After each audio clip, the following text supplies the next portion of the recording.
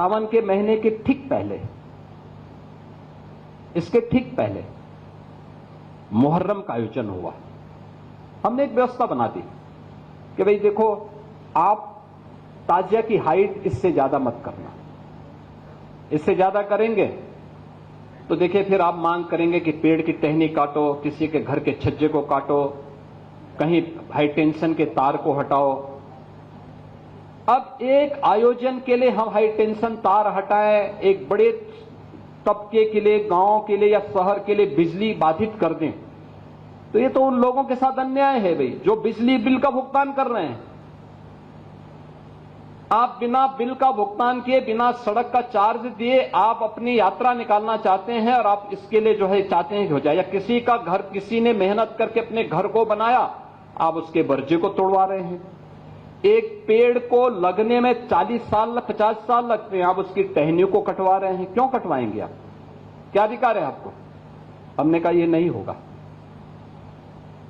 जौनपुर में जबरदस्ती उन्होंने बड़ा ताजिया उठाया और हुआ क्या, वो हाई टेंशन की चपेट में आया, 3 लोग मर गए। बाद में उन्होंने रास्ता जाम किया तो पुलिस ने कहा क्या करें? मैंने कहा लाठी मार करके बाहर करो इनको, क्योंकि ये लातों के भूत हैं, बातों से मानेंगे नहीं। जब हमने कहा था कि हाई टेंशन तार की चपेट में आ सकते हो, इससे ऊंचा मत करना, अपने इन्होंने किया है, आप कार्रवाई कर दो इनके खिलाफ। देखिए, एक भी जगह सोशल मीडिया में किसी ने विरोध नहीं किया, कोई ने विरोध किया। उत्तर प्रदेश में तो हम लोगों ने व्यवस्था भी बनाई हुई है कि वे अस्त्र शस्त्र से आप प्रदर्शन नहीं करेंगे, नहीं तो मुहर्रम का हर जुलूस उत्पात का, आगजनी का, तोड़फोड़ का कारण बनता था। बहन बेटियां सड़कों पे नहीं निकल पाती थी, कोई उस समय नहीं बोलता था। लेकिन दूसरी तरफ आपने इस बात को देखा होगा, कावड़ यात्रा चल रही है, समाज का सबसे यानी श्रमिक वर्ग से लेकर के उच्च वर्ग तक हर व्यक्ति इस अभियान के साथ जुड़ा हुआ, एकता का अद्भुत संगम, कोई भेदभाव नहीं, न जाति का भेद है, न क्षेत्र का भेद है, न वर्ग का भेद है, न मत का भेद है, न संप्रदाय का भेद है। हर हर बम बम बोलते हुए जाते हैं, 300-400 किलोमीटर पैदल जाते हैं, फिर वहां से जल लेकर के कावड़ को कंधे में रख करके फिर उसी प्रकार से, उसी भक्ति भाव के साथ चलते हैं। लेकिन मीडिया ट्रायल होता है, मीडिया ट्रायल होता है, बदनाम किया जाता है, खूब उसके बारे में लिखा जाता है, उन्हें उपद्रवी और आतंकवादी तक बोलने का दुस्साहस होता है। यह वह मानसिकता है जो हर प्रकार से भारत की विरासत को अपमानित करना चाहती है। ये वही लोग हैं जिन्होंने जनजातीय समुदाय को भारत से अलग करने का प्रयास किया, उन्हें भड़काने का काम किया, उन्हें भारत के खिलाफ संघर्ष करने के लिए हर स्तर पर षड्यंत्र किए। ये वही समुदाय है जो भारत की आस्था का सदैव अपमान करता है, और यही वे लोग हैं जो आज सोशल मीडिया प्लेटफॉर्म का फेक अकाउंट बना करके जातीय संघर्ष की स्थिति को पैदा करना चाहते हैं। हम लोगों ने राष्ट्रीय आंदोलन का विषय अक्सर देश की वर्तमान आजादी को ही ध्यान में रख करके बनाया है, लेकिन याद करिए, ये जनजातीय समाज ने कौन सा ऐसा कालखंड रहा है जब उन्होंने राष्ट्रीय आंदोलन में बढ़ चढ़ करके हिस्सा न लिया हो? कौन सा ऐसा कालखंड रहा हो? मुझे लगता है जब भी इस देश के सामने, भारत की सनातन धर्म के सामने कोई चुनौती आई है, तो भारत का जनजातीय समाज अग्रिम पंक्ति में खड़े होकर के उसका मुकाबला करने के लिए खड़ा हुआ। अगर हम गिनाना शुरू कर देंगे, जब भगवान राम 14 वर्ष के वनवास के लिए गए, 12 वर्ष उनके कुशलतापूर्वक संपन्न हुए, और अंतिम वर्ष में जब वह चित्रकूट से पंचवटी की तरफ, दंडकारण्य की तरफ जाते जाते पंचवटी तक पहुंच गए और माता सीता का अपहरण हो जाता है, उस समय भगवान राम के साथ न अयोध्या की सेना थी, न जनकपुर की सेना थी। और सेना थी तो भारत की इस जनजातीय समुदाय से जुड़ी भी वही लोग अग्रिम पंक्ति में खड़े होकर के उस समय की सबसे बड़ी ताकत से लड़ रहे थे। और वह भी कहां, जो भारत की शेष भूमि से योजन दूर, कई सौ योजन दूर श्रीलंका के बीच में वो युद्ध लड़ा गया था। याद करिए, भारत की जनता आज भी उस व्यवस्था को उसी गरिमा के साथ, उसी गौरव के साथ और उसी कृतज्ञता के भाव के साथ सम्मान देती है। भगवान कृष्ण के साथ उनके पूरे अभियान में कौन लोग थे? और दूर मत जाइए, मध्यकालीन भारत का इतिहास उठा करके देखिए। हल्दी घाटी का युद्ध हो रहा था। हल्दी घाटी के युद्ध के दौरान जब महाराणा प्रताप को युद्ध के उपरांत जो परिणाम सामने आए थे, उन्हें जंगलों की तरफ प्रस्थान करना पड़ा। उस समय कौन लोग महाराणा प्रताप के साथ में थे? भील थे, मीना थे, वहां का जनजातीय समुदाय था। और महाराणा प्रताप को बचाने के लिए सेना के संगठन को पुनर्जीवित करने के लिए इन सब ने वहां पर उनका योगदान दिया। और परिणाम क्या था कि कुछ वर्षों तक महाराणा प्रताप को अरावली की जंगलों में इधर उधर भटकना पड़ा था, लेकिन फिर से अपनी सेना इकट्ठी करके उन्होंने उस समय अकबर के द्वारा जीते गए सभी दुर्ग और किले वापस लेकर के फिर से भारत के गौरव की स्थापना करने का काम उस कालखंड में किया था। छत्रपति शिवाजी महाराज के साथ कौन लोग योगदान दे रहे थे? यही समुदाय दे रहा था, यही समुदाय दे रहा था। छत्रपति शिवाजी महाराज जिस तत्परता के साथ उस कालखंड में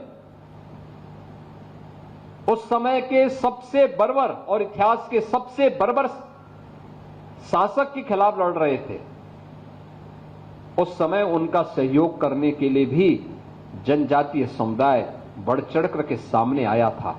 और परिणाम यही था कि हिंदवी साम्राज्य की स्थापना करने में छत्रपति शिवाजी महाराज को भी सफलता प्राप्त हुई थी।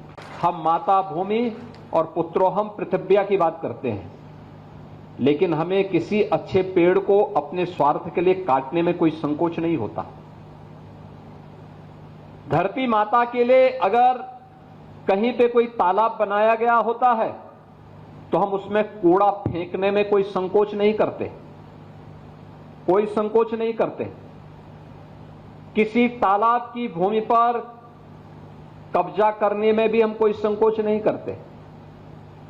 नदी के कैचमेंट एरिया में कब्जा करने में हमें संकोच नहीं होता, भले ही हमें उसका खामियाजा भुगतना पड़ता है। लेकिन अगर व्यवहारिक रूप देखना है, धरती माता के प्रति इस दायित्व का निर्वहन अगर किसी ने किया है, प्रकृति की पूजा को अगर किसी ने महत्व दिया है, तो वह जनजातीय समुदाय ने दिया है और बड़ी प्रखरता के साथ किया है। बड़े प्रभावी तरीके से उन्होंने उन्हें सम्मानित किया है। यानी वेदों को अपने जीवन में उन्होंने अंगीकार किया। और भारत में हमारी भारत के सनातन धर्म की परंपरा में कहीं नहीं लिखा है कि जो मंदिर जाएगा वही हिंदू है। कहीं नहीं लिखा है कि जो व्यक्ति पूजा करेगा वही मंदिर है। जो व्यक्ति अमुक ग्रंथ को मानेगा वही हिंदू है। जो मानेगा वह भी है, जो नहीं मानेगा वह भी है। हमने चारवाक को भी ऋषि माना है।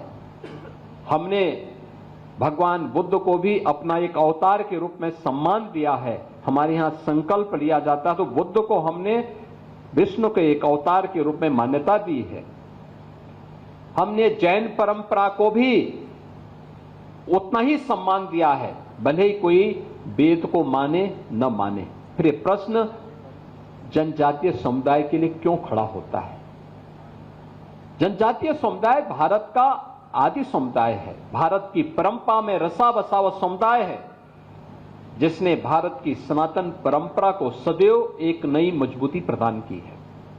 याद करना, वेदों की ऋचाएं किसी राजमहल के अंदर नहीं, किसी जंगल के नीचे, जैसे यहां पर आपने बाहर क्लासरूम का जो स्ट्रक्चर खड़ा किया है, इसी प्रकार के एक सुरम्य वातावरण में ये सभी लिखी गई हैं। और हमारा हर प्राचीन ग्रंथ अपने यहां एक पक्ष अरण्य कांड का भी रखता है। 3 वर्ष पहले की एक घटना है, एक जगह एक आगजनी की घटना घटित हुई। तो मैंने कहा यार देखो, ये आगजनी की घटना दिखाती है, इसकी प्रकृति दिखाती है कि इस समुदाय ने नहीं किया होगा, पुलिस वहां कार्रवाई करे। मैंने कहा देखो कार्रवाई थोड़ा रोको, देखो मैं बताता हूं अभी। मैंने कहा उसके पूरे वीडियो फुटेज निकालो। तो आप आश्चर्य करेंगे कि आगजनी करने वाला एक व्यक्ति, वह केसरिया गमछा बांधा हुआ है, लेकिन आगजनी करते समय अचानक उसका गमछा निकला, आगजनी करते करते उसके मुंह से निकल पड़ा या अल्लाह। तो मैंने कहा देखो, किस समुदाय हिंदुओं की एक जाति को बदनाम करने के लिए किस शरारत के तहत गमछा बांध करके और पूरी व्यवस्था को अपमानित कर रहा है। ये चीजें दिखाती है कौन लोग हैं जो फेक अकाउंट बना करके जातीय संघर्ष की स्थिति को पैदा करना चाहते हैं, और उन तत्वों को, छुपे हुए उन दुश्मनों को जो समाज की शांति को भंग करना चाहते हैं, अगर हम उन्हें चिन्हित करके समय रहते हुए उनका वॉकआउट कर सकें, तो समाज की एकता में बाधक ऐसे तत्वों को भी बेनकाब किया जा सकता है, राष्ट्रीय एकता को भी और सुदृढ़ हम बनाने में मदद कर सकते हैं। सावन के महीने के ठीक पहले, इसके ठीक पहले मुहर्रम का आयोजन हुआ। हमने एक व्यवस्था बना दी कि भाई देखो, आप ताजिया की हाइट इससे ज्यादा मत करना, इससे ज्यादा करेंगे तो देखिए फिर आप मांग करेंगे कि पेड़ की टहनी काटो, किसी के घर के छज्जे को काटो, कहीं हाई टेंशन के तार को हटाओ। अब एक आयोजन के लिए हम हाई टेंशन तार हटाएं, एक बड़े तबके के लिए, गांव के लिए या शहर के लिए बिजली बाधित कर दें, तो ये तो उन लोगों के साथ अन्याय है भाई, जो बिजली बिल का भुगतान कर रहे हैं। आप बिना बिल का भुगतान किए, बिना सड़क का चार्ज दिए आप अपनी यात्रा निकालना चाहते हैं, और आप इसके लिए जो है चाहते हैं कि हो जाए। या किसी का घर, किसी ने मेहनत करके अपने घर को बनाया, आप उसके बर्जे को तोड़वा रहे हैं। एक पेड़ को लगने में 40 साल 50 साल लगते हैं, आप उसकी टहनियों को कटवा रहे हैं। क्यों कटवाएंगे आप? क्या अधिकार है आपको? हमने कहा ये नहीं होगा। जौनपुर में जबरदस्ती उन्होंने बड़ा ताजिया उठाया, और हुआ क्या, वो हाई टेंशन की चपेट में आया, 3 लोग मर गए। बाद में उन्होंने रास्ता जाम किया, तो पुलिस ने कहा क्या करें? मैंने कहा लाठी मार करके बाहर करो इनको, क्योंकि ये लातों के भूत हैं, बातों से मानेंगे नहीं। जब हमने कहा था कि हाई टेंशन तार की चपेट में आ सकते हो, इससे ऊंचा मत करना, अपने इन्होंने किया है, आप कार्रवाई कर दो इनके खिलाफ। देखिए, एक भी जगह सोशल मीडिया में किसी ने विरोध नहीं किया, कोई ने विरोध किया।